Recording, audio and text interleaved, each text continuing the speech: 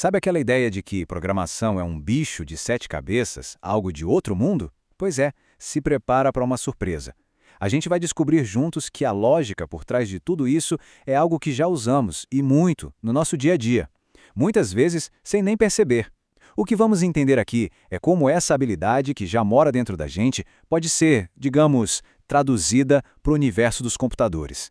E a grande verdade é exatamente esta. Lógica não é algo que se aprende do zero, como se fosse um idioma novo. Pensa bem, é uma capacidade que a gente já tem, que a gente afia todos os dias. Quando planejamos um caminho no trânsito, montamos um móvel ou seguimos uma receita. O verdadeiro desafio não é aprender a lógica, e sim aprender a conversar, a expressar essa lógica de um jeito que as máquinas consigam entender.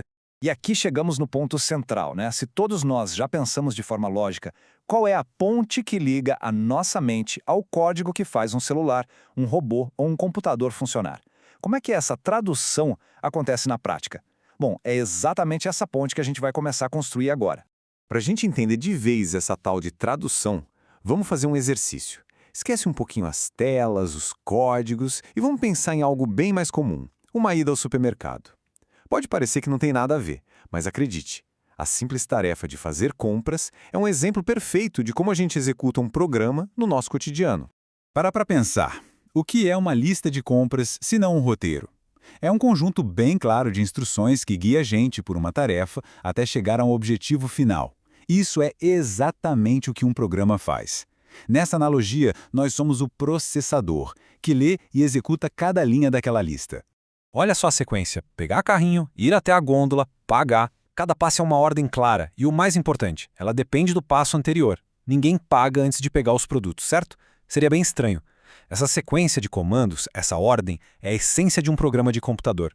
Uma lista de tarefas para executar, uma depois da outra, na ordem certinha.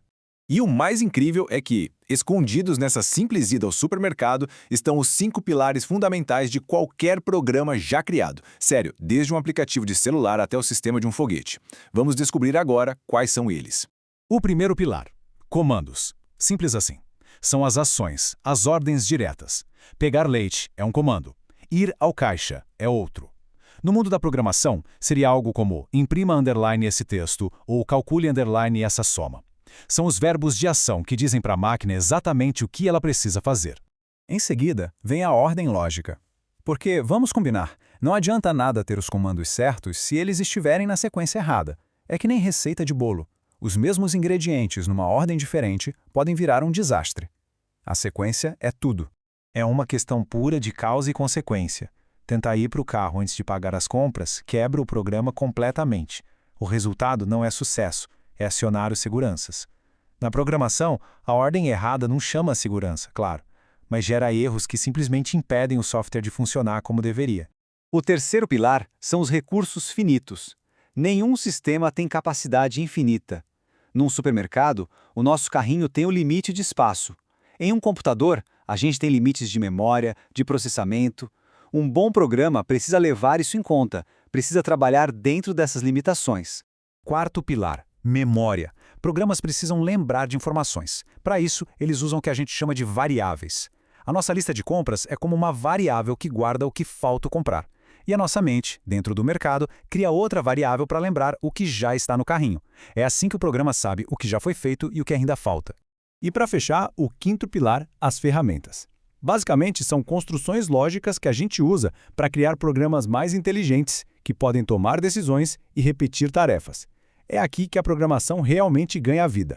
Agora, a gente vai para a parte mais poderosa. Vamos conhecer as 3 ferramentas lógicas essenciais. E olha só que impressionante.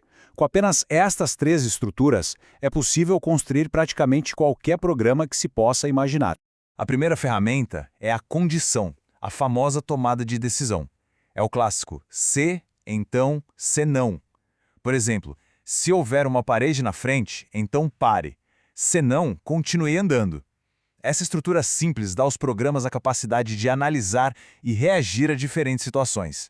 A segunda ferramenta é a repetição, que na programação a gente chama de loop. Imagina só ter que escrever o mesmo comando 100 vezes seguidas. Seria muito chato e nada eficiente.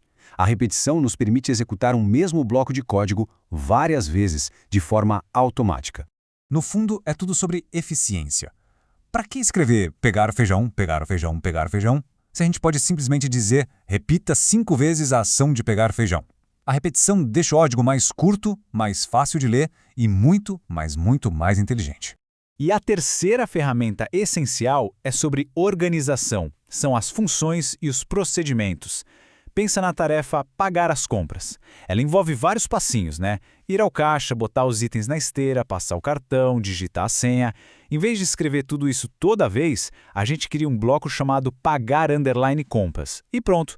Agora basta chamar esse nome para executar todos esses passos de uma vez só.